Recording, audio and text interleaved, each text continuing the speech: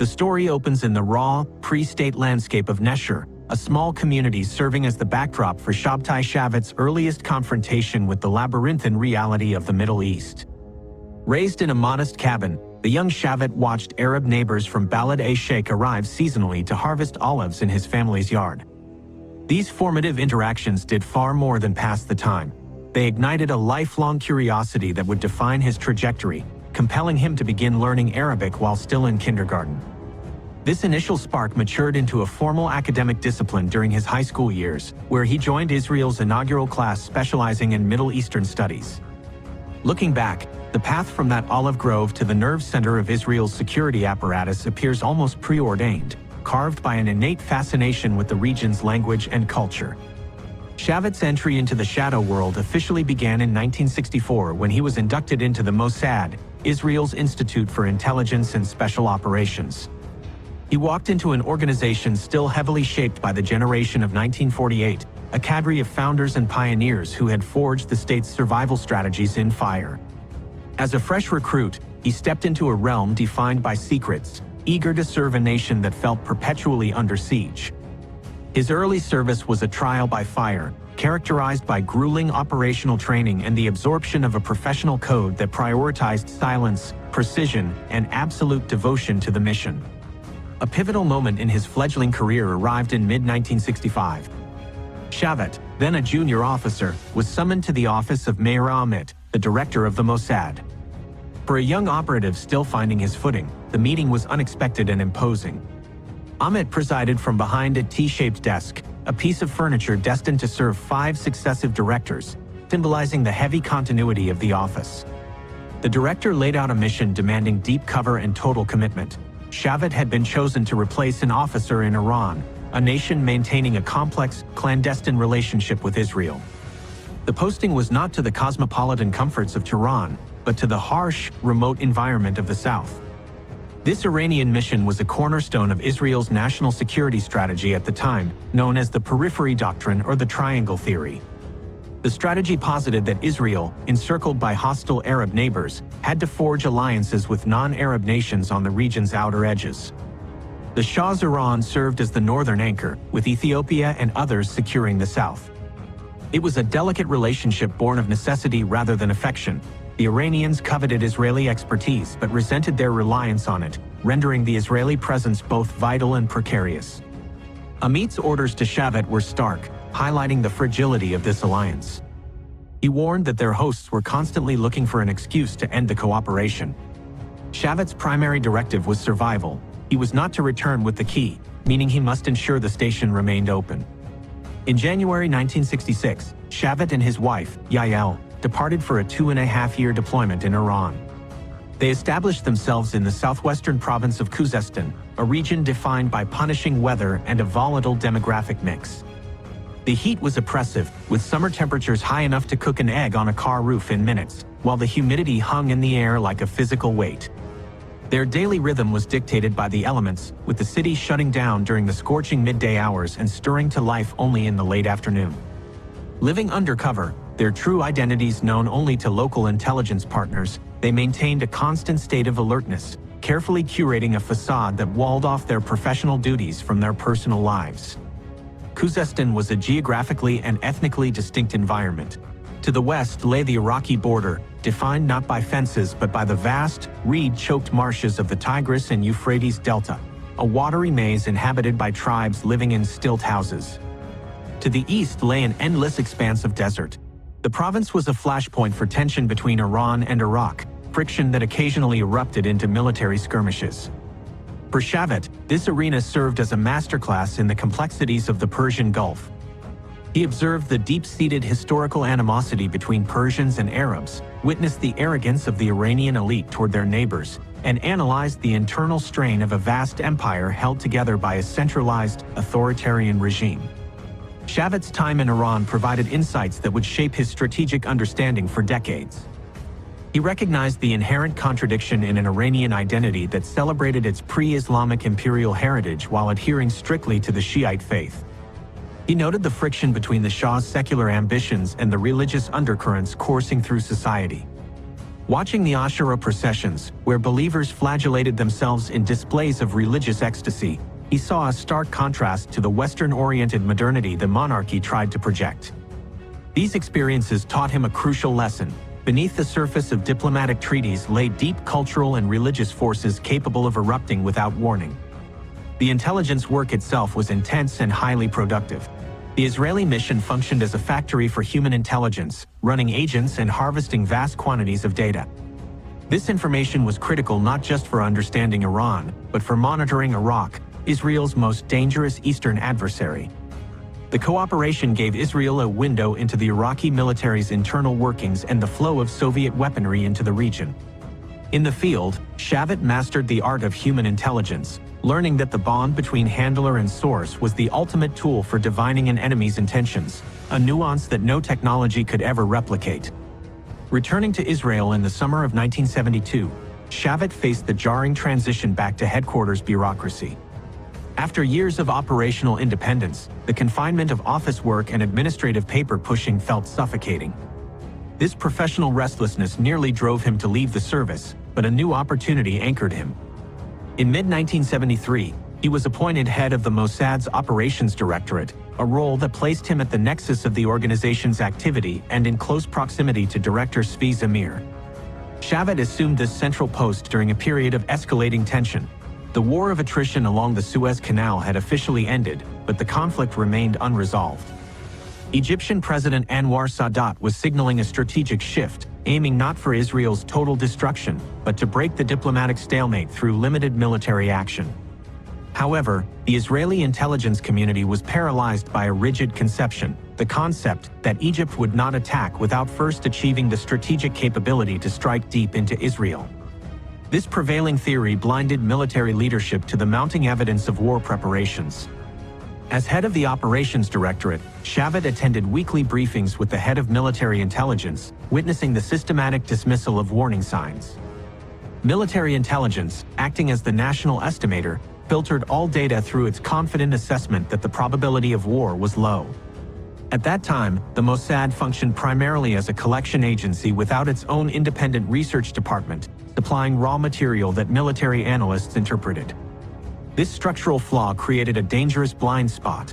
Shavit and his colleagues watched in frustration as high-quality intelligence from their best sources was disregarded or explained away as routine military exercises. As 1973 progressed, the warnings from Mossad sources became urgent. Reports indicated Egypt and Syria were coordinating plans and equipping forces for an imminent offensive. The military buildup was visible, and diplomatic chatter pointed toward war. Yet, the confident assertions of the military intelligence chief held sway.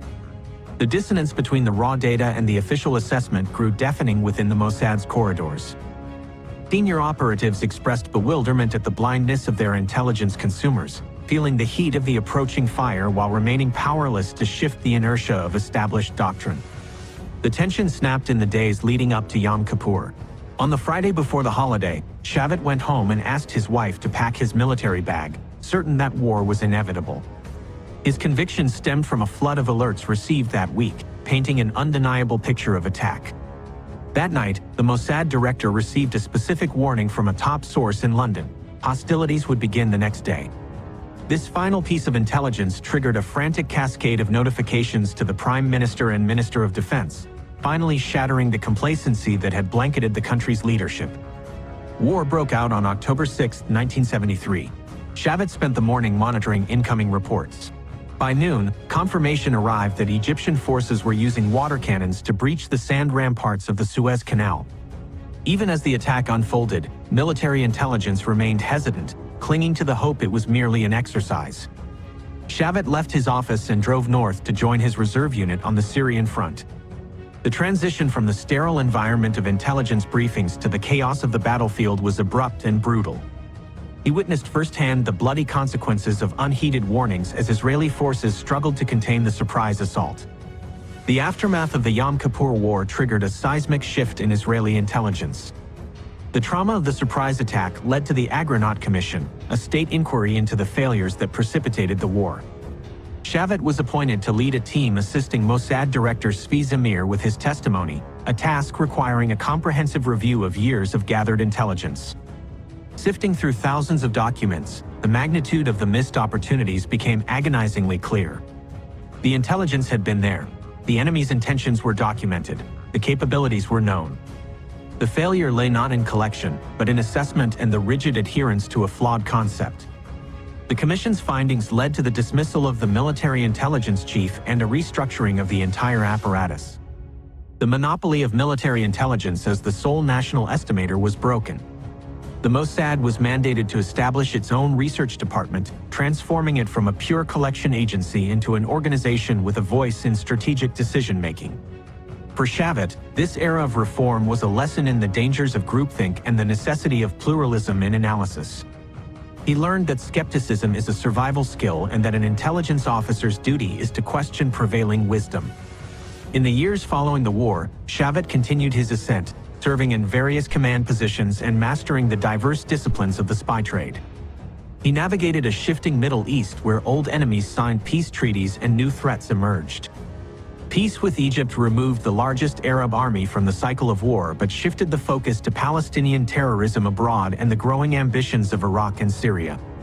The Mossad had to adapt its methods and reach to meet these challenges. Shavit's career took him to the United States in the mid-1980s for a year of study at Harvard University. This interlude offered a broader perspective on global affairs and superpower strategy. Sitting in classrooms far removed from the shadowed alleys of his operational life, he studied public administration and international relations. The experience reinforced his understanding of the bond between Israel and the United States, a relationship founded on shared values but driven by the cold calculus of interests.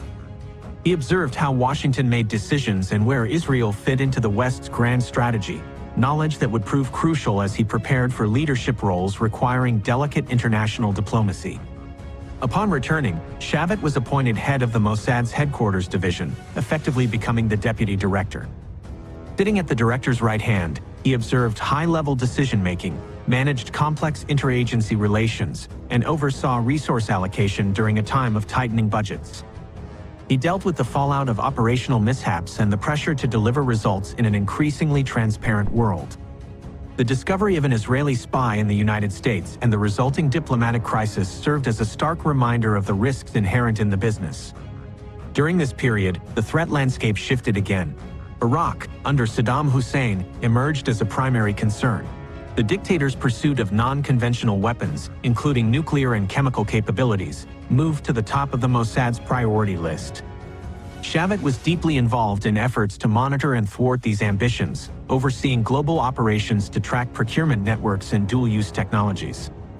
Prevention became a central pillar of Mossad doctrine, reflecting the reality that for a small state like Israel, some threats were too existential to be contained. They had to be stopped before maturation. As the 1980s drew to a close, Shavit prepared for the ultimate step. In early 1989, Prime Minister Yitzhak Shamir began selecting the next Mossad director.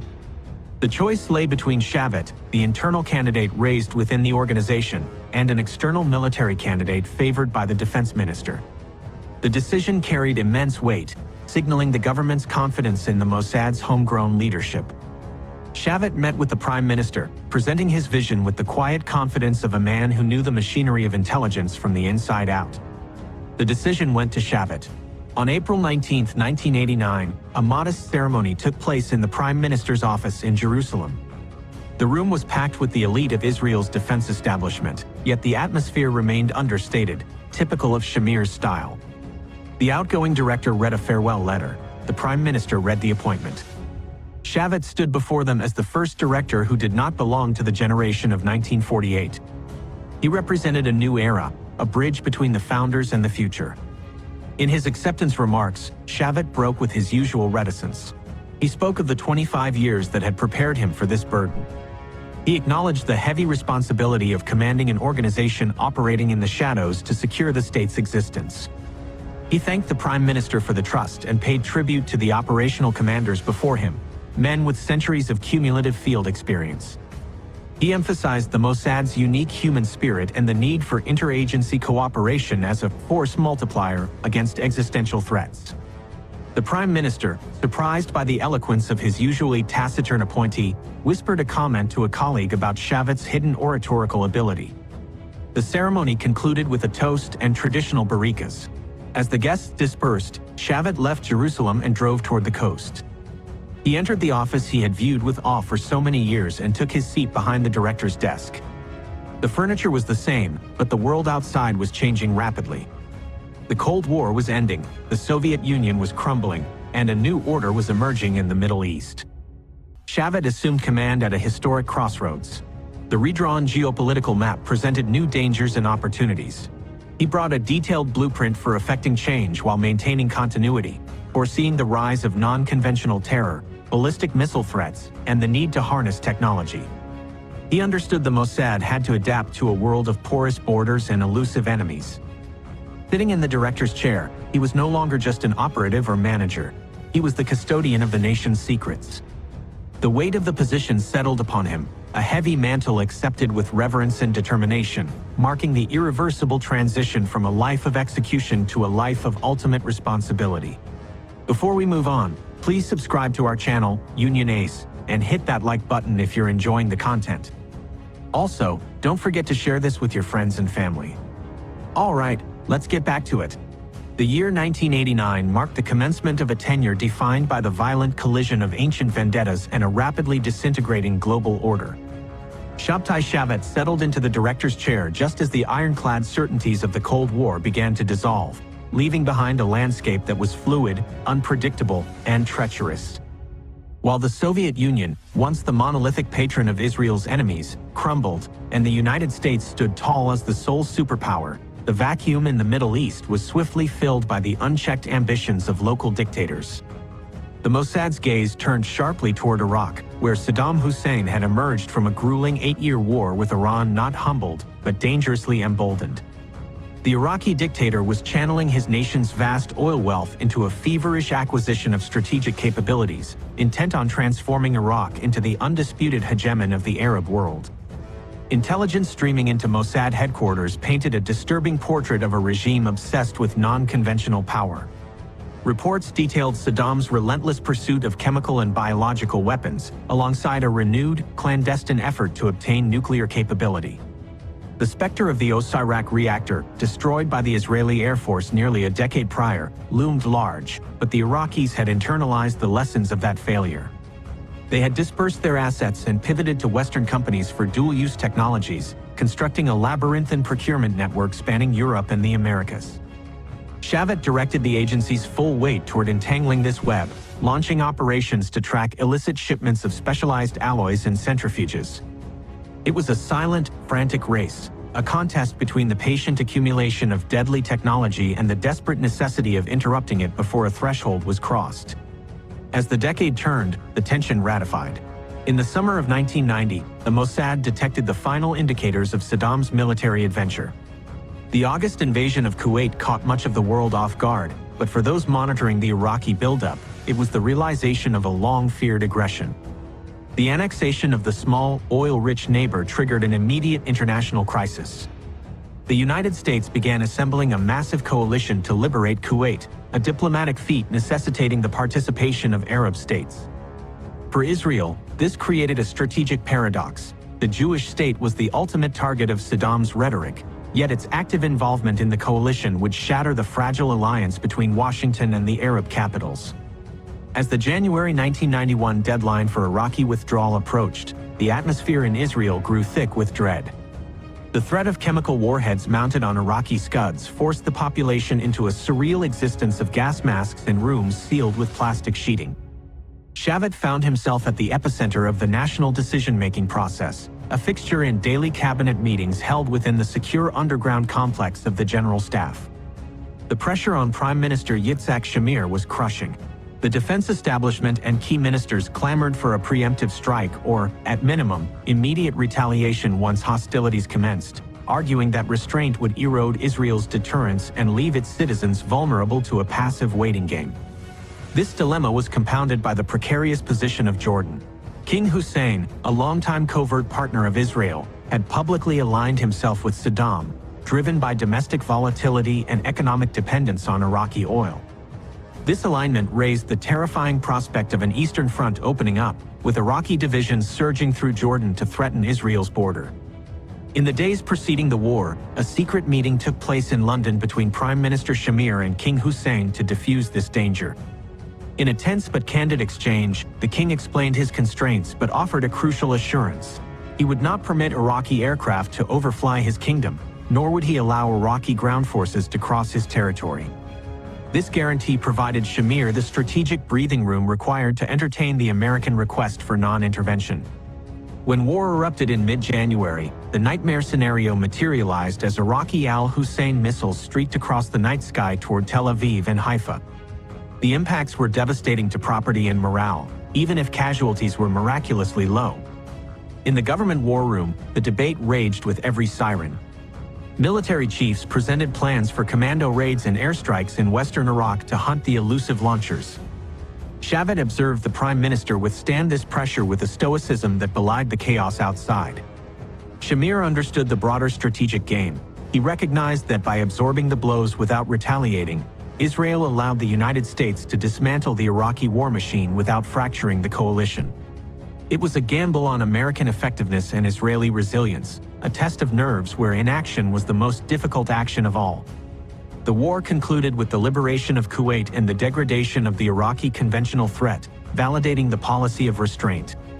For Shavit and the Mossad, the conflict signaled the end of the Pan-Arab era. The spectacle of Arab armies fighting alongside Western forces against a brother Arab nation shattered the myth of a unified Arab destiny. This fracture opened new fissures and opportunities throughout the region. The defeat of Iraq removed the immediate danger of an Eastern Front, allowing Israel to look toward the periphery with fresh eyes. The collapse of the Soviet bloc accelerated the opening of doors previously sealed. The Mossad, having long maintained clandestine channels where diplomats could not tread, found itself at the forefront of establishing relations with the newly independent states of the former Soviet Union and the awakening giants of Asia. Shavit traveled to capitals that were once hostile or indifferent, meeting counterparts eager to access Israeli expertise and American goodwill. In China, a relationship cultivated in the shadows began to move toward the light. A secret visit by Prime Minister Rabin to Beijing, orchestrated through intelligence channels, signaled the recognition of China's rising global status. Shavit sat in these meetings, witnessing the convergence of interests between ancient civilizations and laying the groundwork for economic and strategic ties that bypassed old ideological divides. Similar breakthroughs occurred in the Muslim world. The Mossad renewed its focus on Indonesia, the world's most populous Muslim nation. Despite the absence of formal diplomatic relations, shared interests in stability and development created a space for dialogue. Shavit facilitated a clandestine meeting between Prime Minister Rabin and President Suharto in Jakarta. To protect the secrecy demanded by the Indonesians, travel arrangements were shrouded in elaborate cover stories, leaving the accompanying press corps completely in the dark until the final moments. The meeting in Suharto's modest home was intimate and substantive, a testament to the power of personal diplomacy conducted away from the glare of cameras. These encounters reinforced Shavit's belief in the unique role of the Mossad as a bridge builder, capable of operating in the twilight zones of international relations where formal diplomacy could not reach. The election of Yitzhak Rabin in 1992 injected a new energy into the pursuit of peace. The old warrior, now serving his second term as prime minister, was determined to change the strategic reality of the Middle East. He viewed the window of opportunity created by the end of the Cold War and the defeat of Iraq as a fleeting moment that must be seized. Rabin's approach was pragmatic and unsentimental. He sought to separate Israel from the Palestinian population and formalize peace with surrounding states. However, the path to these goals was bifurcated. While a secret channel in Oslo, led by academics and later adopted by Foreign Minister Shimon Peres, began exploring a deal with the PLO, Rabin maintained a parallel, deeply personal track with Jordan. For decades, the relationship with the Hashemite kingdom had been managed largely through the Mossad. The trust built over years of secret meetings between King Hussein and successive Israeli leaders was a strategic asset of the highest order. Shavit and his deputy, Ephraim Halevi, served as the primary conduits for this dialogue. They shuttled between Jerusalem and Amman, conveying messages and smoothing over the inevitable crises of a volatile region. The king, a man of immense charm and tragic circumstances, viewed the survival of his dynasty as inextricably linked to a stable relationship with Israel. He sought a peace that would protect Jordan from the predatory ambitions of its neighbors and the destabilizing influence of Palestinian radicalism. Negotiations with Jordan were complex, driven by the personal chemistry between Rabin and Hussein but complicated by the shadow of the Palestinian issue. The king favored a gradual approach, building confidence through small agreements on water, borders, and economic cooperation.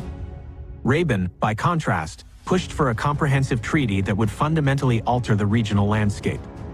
The tension was exacerbated by the secrecy of the Oslo Tract. As rumors of a deal with Arafat circulated, King Hussein felt sidelined, fearing Israel was cutting a separate deal that would leave Jordan exposed. In private meetings, he expressed his frustration to the Mossad leadership, warning that he was being taken for granted.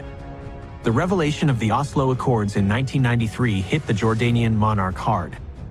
He watched the signing ceremony on the White House lawn with a sense of betrayal, feeling that he, the responsible partner, had been bypassed in favor of the unpredictable Arafat. It fell to Rabin and the Mossad to repair the damage.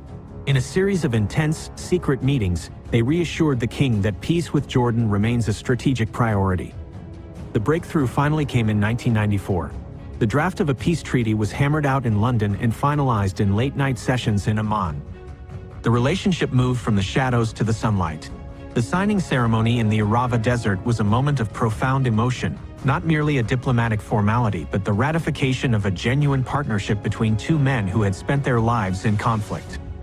While the trumpets of peace sounded on the eastern border, a darker threat gathered on the horizon. The Islamic Revolution in Iran, having consolidated power at home, was exporting its ideology of resistance. The Mossad identified a shift in the nature of terrorism. Old, secular Palestinian groups were being supplanted or supplemented by a new breed of religiously motivated actors. Hezbollah in Lebanon, funded and trained by the Iranian Revolutionary Guards, was transforming from a local militia into a strategic threat. The organization was building a state within a state, amassing an arsenal of rockets capable of reaching deep into northern Israel. This new threat manifested with brutal clarity far from the Middle East. In March 1992, a car bomb obliterated the Israeli embassy in Buenos Aires. 2 years later, the Jewish community center in the same city was destroyed in a massive explosion.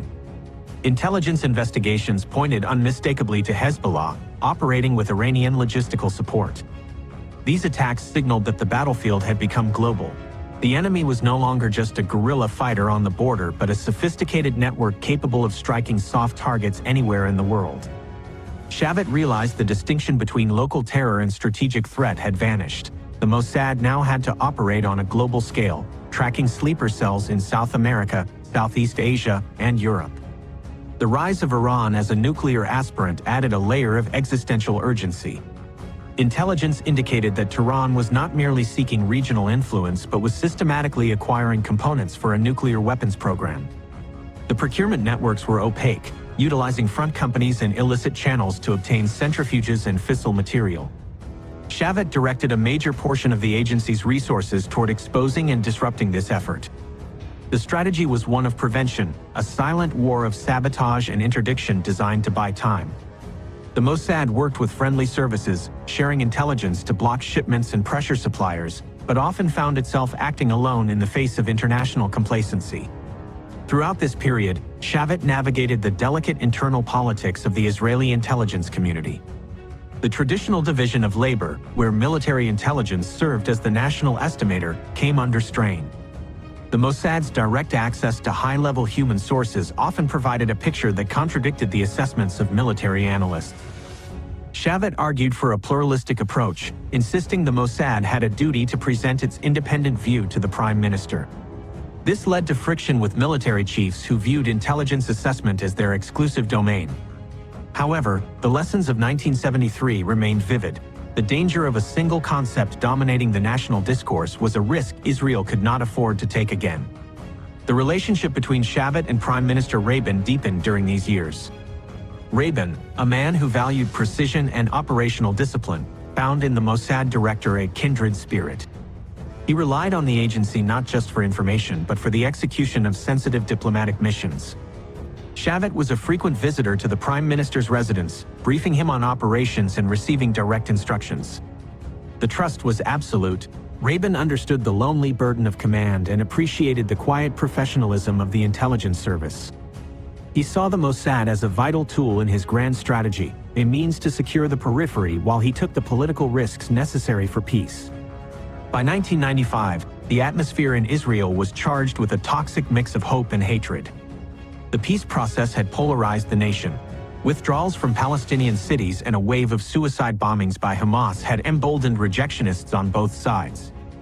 Political discourse became violent, with the prime minister depicted as a traitor by extreme elements of the opposition. The security services were stretched thin, focusing on external threats while struggling to gauge the intensity of the internal Jewish threat. The warnings were there. Intelligence reports spoke of extremist groups discussing the application of religious laws justifying the killing of a leader, but the conception that a Jew would not kill a Jew remains a powerful blinder. On a Friday morning in early November 1995, Shavit attended a routine security briefing at the Defense Ministry in Tel Aviv. The discussion covered the usual array of threats: Lebanon, the Iranian nuclear program, ongoing terror attacks. There was a brief mention of protests planned by the right-wing opposition, but it was dismissed as a political matter, not a security one. The meeting ended with no sense of impending catastrophe. The system was alert to enemies across the border, but the danger growing within the heart of the nation remained in the periphery of its vision. The following evening, November 4th, Shavit was at home watching the peace rally in Tel Aviv on television. The square was packed with tens of thousands of supporters, a rare moment of validation for the beleaguered prime minister. Rabin spoke with uncharacteristic emotion, singing the song of peace, appearing strengthened by the embrace of the crowd. As the rally concluded and the leaders descended the stairs to their waiting cars, the broadcast captured the festive atmosphere. Then, the screen went confused. Reports of gunshots filtered through. The phone rang in Shavit's home. It was the Prime Minister's military secretary. His voice was tight, stripping away all protocol. Yitzhak has been shot. He is being evacuated to Ichilav Hospital. The words hung in the air, incomprehensible yet final. Shavit dropped the phone and rushed to his car.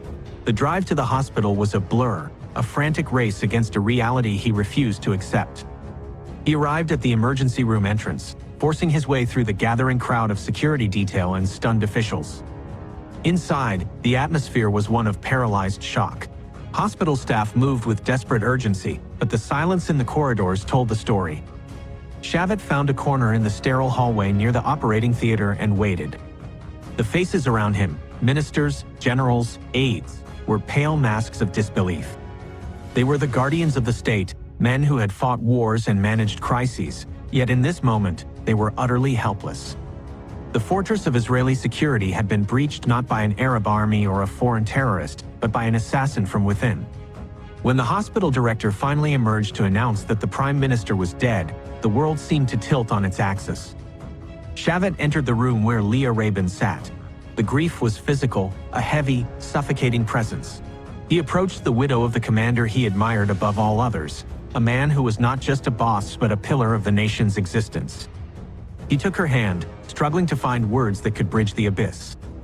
He told her that Yitzhak had ascended in a storm to the heavens, a biblical reference that felt like the only language capable of holding such a tragedy. Standing there, Shavit realized that an era had ended in a single burst of gunfire. The partnership that drove the peace process, the strategic intimacy that allowed for bold operations and secret diplomacy, had been severed. The murder of Yitzhak Rabin was not just a political assassination, it was a rupture in the timeline of the nation. The security establishment had failed in its most fundamental duty, the protection of the head of state. As the director of the Mossad, Shavit felt the weight of this collective failure. He knew that the country he served yesterday no longer exists. It had been replaced by something more fractured, more fragile. In the cold light of the hospital corridor, he understood that his own journey had reached a terminal junction. The mission continued, but the spirit that animated it had been extinguished. Before we move on, please subscribe to our channel, Union Ace, and hit that like button if you're enjoying the content. Also, don't forget to share this with your friends and family. All right, let's get back to it. In the immediate aftermath of the assassination, the corridors of power in Israel vibrated with a sensation akin to vertigo. The anchor had been ripped away, and the ship of state listed dangerously in a storm of grief and recrimination. Shabtai Shavit found himself navigating a landscape that was simultaneously familiar and fundamentally altered. The routines of intelligence work continued, the briefing papers, the operational updates, the urgent cables, but they were now processed through the filter of a national trauma. The Prime Minister's chair was occupied by Shimon Peres, the acting leader who stepped into the void with a determination to stabilize the shaken system.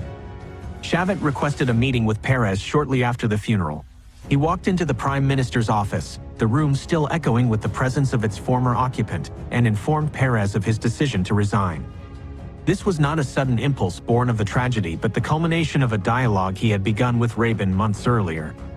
He explained that after nearly 7 years at the helm, spanning the tenures of two vastly different leaders, he felt his mission was complete. He could not imagine starting over with a third Prime Minister, forging the deep, intuitive bond required for the role from scratch. Peres listened with the heavy, hooded eyes of a statesman who has seen everything. He did not accept the resignation immediately. In his deep, gravelly voice, he laid out the political reality. The country was reeling. The head of the Shin Bet, the internal security service responsible for the Prime Minister's safety, had already resigned in disgrace. To have the head of the Mossad depart at the same moment would be a blow to public morale that the fragile government could not afford. He asked Shavit to stay on, to provide continuity until the upcoming elections. Shavit, recognizing the logic of national responsibility that transcends personal exhaustion, agreed. He committed to remaining in his post for another 6 months, ensuring a stable transition during one of the most volatile periods in the nation's history. These final months became a time of reflection and consolidation. Shavit looked at the organization he had led through the end of the Cold War and the reshaping of the Middle East. He saw an agency that had evolved from a traditional espionage service into a multifaceted instrument of national power. The challenges were no longer just about counting tanks or recruiting agents in enemy capitals. The new battlefield was global, interconnected, and increasingly defined by technology. He convened a special team, Forum 2000, to chart the future course of the Mossad. This group was tasked with looking beyond the immediate horizon, identifying the threats and opportunities that would define the 21st century. Their analysis was prescient. They predicted the rise of a multipolar world where economic competition rivals military power. They foresaw the continued instability of the Middle East, driven by the widening gap between corrupt regimes and angry, youthful populations. They identified the trend of Islamization that would sweep through Arab societies, challenging the legitimacy of the nation-state itself. Most significantly, the Forum identified the technological revolution that was about to engulf the world of intelligence. They understood that the era of the lone spy operating with a false passport and a microdot camera was fading. The future belonged to the fusion of human intelligence with cyber capabilities. They predicted that visual intelligence and vast databases would become the primary tools of collection, requiring the agency to develop sophisticated filters to sift through the ocean of information. They saw the computer not just as a tool for analysis but as a target and a weapon. This was the birth of the concept of cyber warfare in Israeli strategic thinking, a recognition that the critical infrastructure of nations is now as vulnerable as their borders. As Shavit prepared to leave, the specter of a nuclear Iran loomed larger than ever. The intelligence picture had clarified. Tehran was not merely dabbling in research but was committed to a strategic decision to acquire the bomb. The regime saw nuclear capability as the ultimate insurance policy, a shield behind which it could project its revolutionary ideology without fear of American intervention. Shavit understood that this was an existential threat different from any Israel had faced. A nuclear-armed Iran, led by a messianic leadership that views the destruction of Israel as a divine commandment, breaks the logic of mutual assured destruction that kept the peace during the Cold War. He spent his final weeks reinforcing the red lines. He traveled to friendly capitals, briefing his counterparts on the progress of the Iranian centrifuges. He argued that the world could not afford to be complacent, that the timeline for action was shrinking. He laid out the options, from diplomatic pressure and crippling sanctions to covert sabotage. He knew that the military option, a strike on the nuclear facilities, was a last resort, fraught with the risk of a regional conflagration. Yet, he insisted that the threat of force must remain credible. Without it, the diplomatic track was meaningless. In early 1996, Shavit stepped down. He left the office with the furniture unchanged from the days of his predecessors, a symbol of the continuity he had fought to preserve. He walked out into a civilian life that felt strangely quiet after decades in the shadows. But the silence was deceptive. The world he spent his life monitoring continued to spin, and the trends he identified began to accelerate with frightening speed. From his vantage point outside the agency, he watched the unraveling of the peace process he helped to build. The wave of suicide bombings in the mid-1990s shattered the Israeli consensus. The election of Benjamin Netanyahu brought a different approach, one deeply skeptical of the Oslo framework. The relationship with the Palestinians descended into a cycle of violence and recrimination. Shavit observed this with a sense of tragic inevitability. He had always believed that the conflict was not merely a dispute over borders but a clash of narratives that might be irreconcilable. He saw the Palestinian insistence on the right of return not as a bargaining chip but as a fundamental refusal to accept the legitimacy of a Jewish state. He turned his analytical gaze to the broader region. The fall of Saddam Hussein in 2003, an event he once hoped would unlock the potential of the Middle East, instead unleashed the demons of sectarianism. Iraq fractured along the fault lines of Sunni and Shia, creating a vacuum that Iran rushed to fill. The Shia Crescent, a concept once discussed in theoretical papers, became a geopolitical reality. Tehran extended its influence through Baghdad to Damascus and Beirut, creating a contiguous corridor of power that reaches the Mediterranean. The Second Lebanon War in 2006 served as a stark reminder of the shifting balance of power. Hezbollah, the Iranian proxy that Shavit watched grow from a ragged militia into a strategic threat, stood its ground against the Israeli military. The war was messy and inconclusive, shattering the illusion that air power alone could decide conflicts against an entrenched guerrilla force. Shavit saw in this conflict the prototype of future wars, asymmetric, televised, and fought among civilians. He critiqued the management of the war, noting the failure to update the combat doctrine and the hesitation of the political leadership. But he also recognized a silver lining: the war restored a measure of deterrence. The quiet that settled over the northern border was tense, but it held. As the years passed, the threat of radical Islam morphed into new and more terrifying forms. The rise of ISIS in the chaos of the Syrian civil war confirmed the darkest predictions of the Forum 2000 team.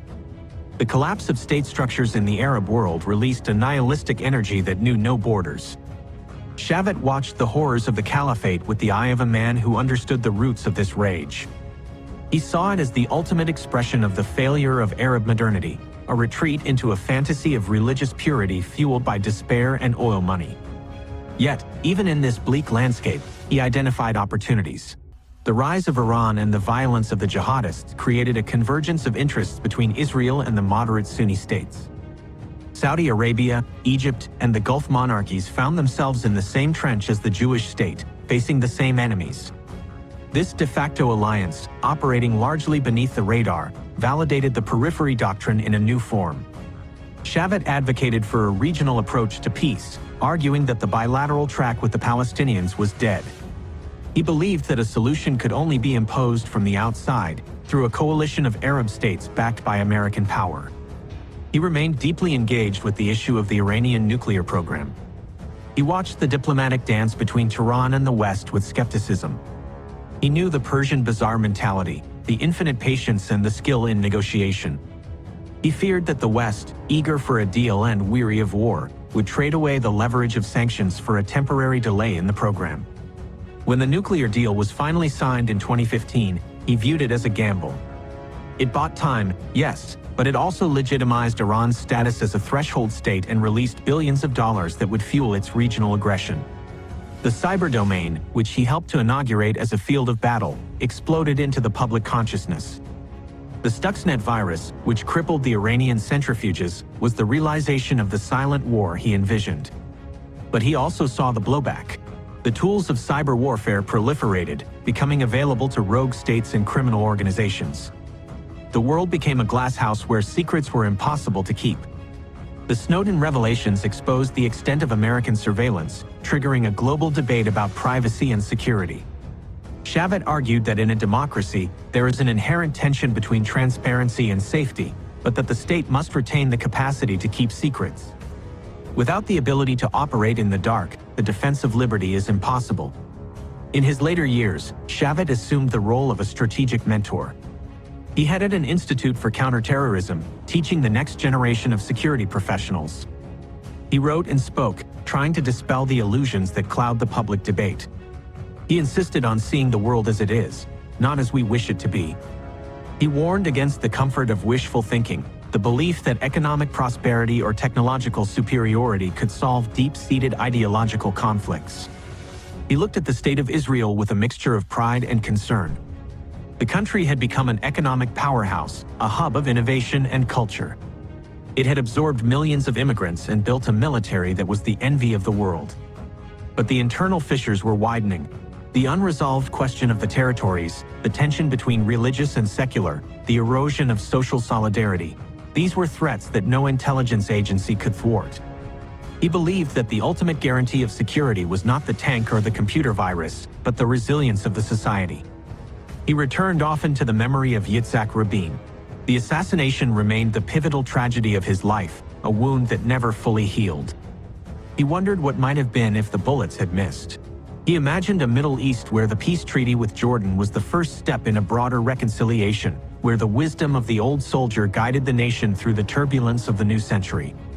But he was a realist. He did not dwell on counterfactuals. He knew that history is a one-way street. In the final analysis, Shavit's worldview was defined by a stoic acceptance of the human condition. He knew that there are no permanent victories in the secret war, only temporary reprieves. The enemy adapts, the technology changes, but the fundamental nature of the struggle remains the same.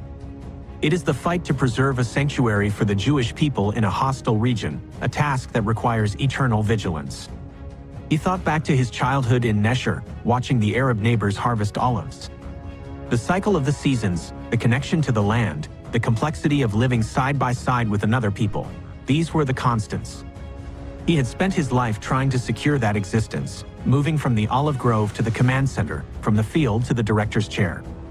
He had seen the best and the worst of humanity, the courage of agents operating alone in enemy capitals and the cowardice of terrorists targeting children. As he looked toward the future, he saw a horizon clouded by uncertainty. The order he knew was gone. The rules of the game have been rewritten by fanatics and hackers. But he also saw the enduring strength of the spirit that animates his country. He believed that as long as there are people willing to shoulder the burden of the shadows, to make the hard decisions in the dark, the light will continue to burn. His watch is over, but the mission is never done. The story ends with the quiet conviction that survival is not a gift, but a daily creation, forged in the relentless pursuit of security and the stubborn hope for a peace that is yet to come.